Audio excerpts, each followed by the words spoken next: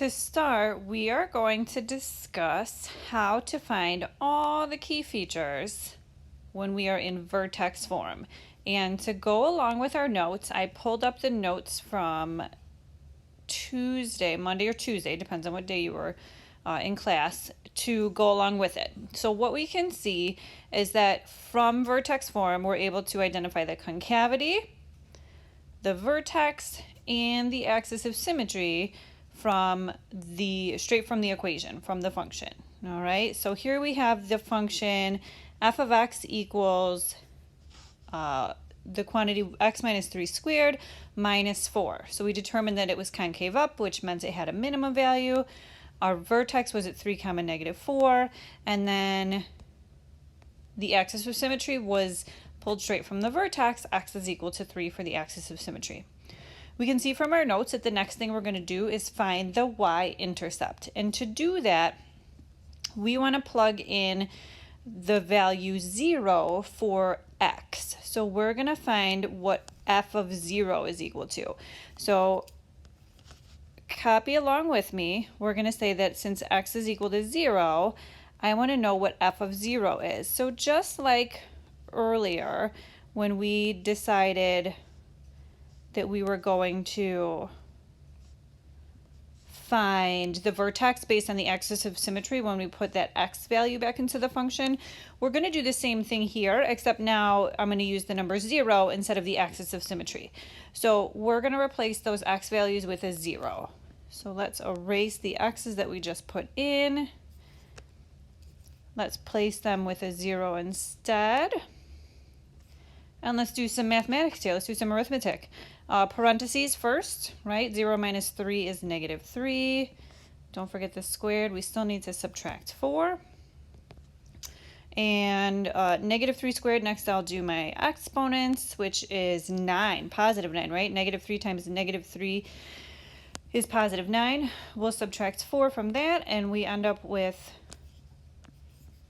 positive 5. So that means that f of 0 is equal to 5. So remember that that gives us an ordered pair.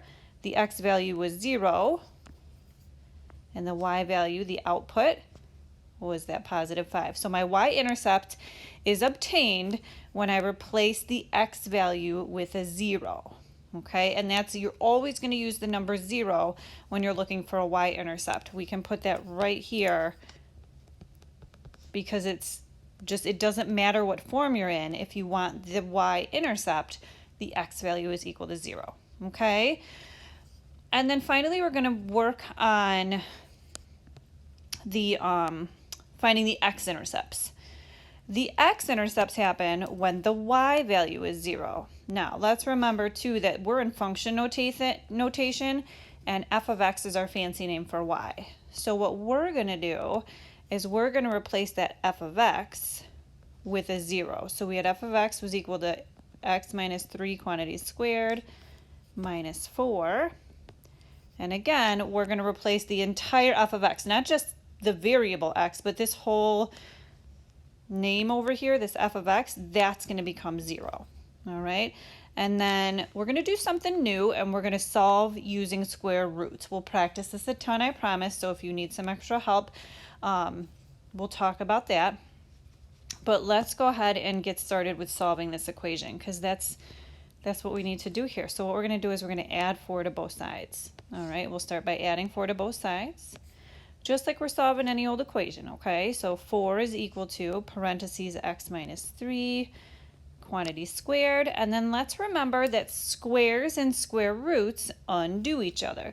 So I'm going to take the square root of both sides, and what happens then is the square root and the square, those guys go away. So on the right hand side, I'm left with just the x minus 3. I don't really need the parentheses around that because we're just going to add 3 to both sides. We don't need it anymore because that exponent is gone. Now, on the right-hand side, when I take the square root of 4, most of us would say it's 2, and you are correct. But since this is part of an equation, we can also say that it's the positive or the negative value of 2. The reason for that is because the square root of 4 is equal to 2, because 2 times 2 is 4. But the square root of 4 can also be negative 2, because negative 2 times negative 2 is also equal to 4. Okay, so when we're solving quadratics and you take the square root, it has to be a plus and a minus. Okay, it has to be a plus and a minus. So what I do now is I have two equations. I'm going to bring them both over here. I have 2 equals x minus 3, and I also have negative 2 equals x minus 3. For both of them, I'm going to add 3 to both sides, so we'll do that here. I know it's kind of small in here. X is equal to 5. And here I'll add 3 to both sides. I'll add 3 to both sides. And x is equal to 1. Okay, so I came up with those two values. And let's remember again that these are ordered pairs. We just came up, right? We inputted a y value, and now we output the x value. So the opposite of what we did for the y-intercept. But still, we come up with ordered pairs. Let's see, it would be, we had a 5, x was equal to 5, because the y value was 0. X was also equal to 1, y value was 0. So remember that y value, the f of x, was equal to 0. That's my y value for both ordered pairs. And I end up with two x values because my square root can be a positive or a negative. And that's it. We found all of the key features for vertex form. You are going to do this part on your own.